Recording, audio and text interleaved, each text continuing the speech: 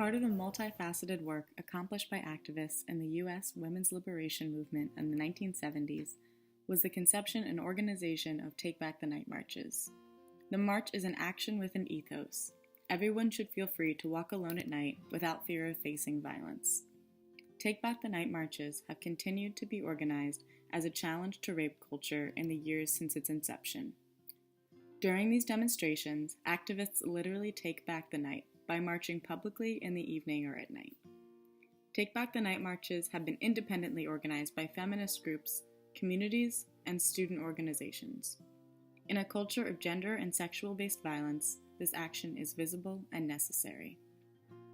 Take Back the Night marches have been organized at Rutgers University for years, with different organizations assuming responsibility for configuring the event. Since 2014, the student organization Women Organizing Against Harassment has been running the annual Take Back the Night march at Rutgers, New Brunswick to raise awareness about sexual and gender-based violence on our campus and in our communities, and as a show of support to survivors of this violence. Through this event, students and community members demonstrate their support for survivors and their opposition to ongoing structural and interpersonal violence.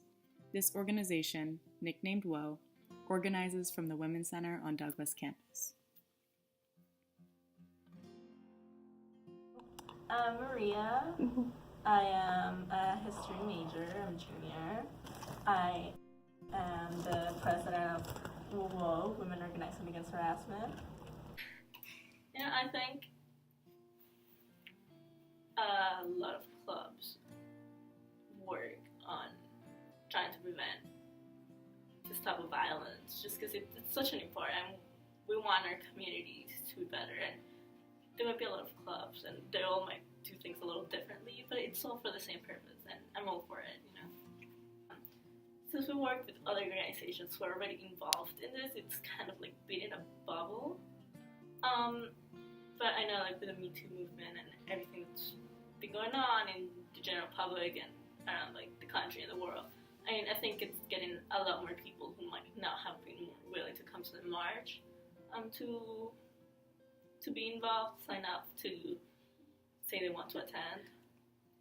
So hopefully, we'll see their faces and we'll get them passionate about not just the Me Too movement, but all the other type of movements we have to fight.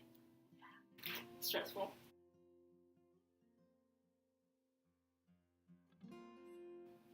Yeah, it's supposed to be me and Tyler, the treasurer. There's a lot that we both have to do. She's the money woman, so she does a lot more than I can. But it's still a lot of pressure for both of us, especially because I'm the technical face of the club. So I have to go to a lot of events and see a lot of people. And it's overwhelming, but it's fun. It's all for the march. Okay, so I'll tell you what I told Jill, plus a little bit more that you don't know because you weren't here. Nice. Maria's not going to be here because she's at a co-sponsorship event. Jill's here. Lindsay will be late because she has an event for something for a club that she's an officer in.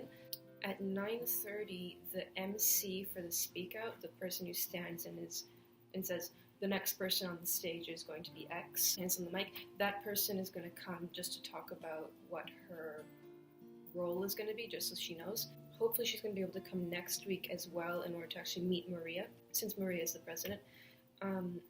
Speak Out, the club, did not respond to any of our contacts. We found somebody else, just I think last year, Macy had to find one of her friends. So there's that. And until 9:30, I am sending an email that I just started to the National Organization of Women at Middlesex County. They haven't signed up for their painting session yet, so I want to remind them. And then there are a bunch of clubs that haven't co-sponsored us yet for whatever reason. Clubs that I know have co-sponsored us in the past, and I don't know why they haven't yet. And the deadline is in 2 days. And we'll take them after that. I had to remind the Women's Center Coalition to co-sponsor us, which I can understand that people are busy, but at the same level, at the same time, it's bothersome. I'm going to send out reminder emails. And then besides that, I want to go over the press releases that we're going to send on the 1st April, just to make sure that I have the stuff that Macy left behind, that you guys left behind. So I want to go over the templates that I have to make sure that it's correct. Then Maria will check them as well.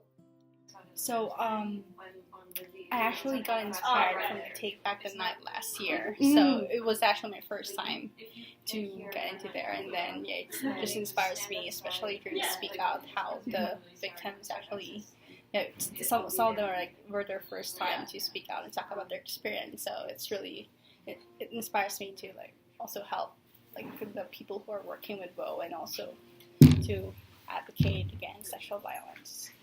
So far, I'm actually helping them with the painting, and I really haven't attended much of the meeting right now because of my classes. Yeah, but we've actually looked at the codes for the t-shirts and also help for the design of the t-shirts as well. I'll be a treasurer for the WoW next year. Nice. Yeah, and also I'm involved with other organizations. Currently a secretary for the Beehive, which is the Douglas organization for commuter students. We just started this semester, and also I'll be also treasurer for UNFPA. You are literally tonight walking in other people's footsteps on this march. And why do we march? Well, what does society usually say when we try and talk about how to prevent sexual assault? Don't walk alone. Don't walk at night. Well, tonight, we're marching to take back the night. To stand together, refusing to be silent about sexual violence.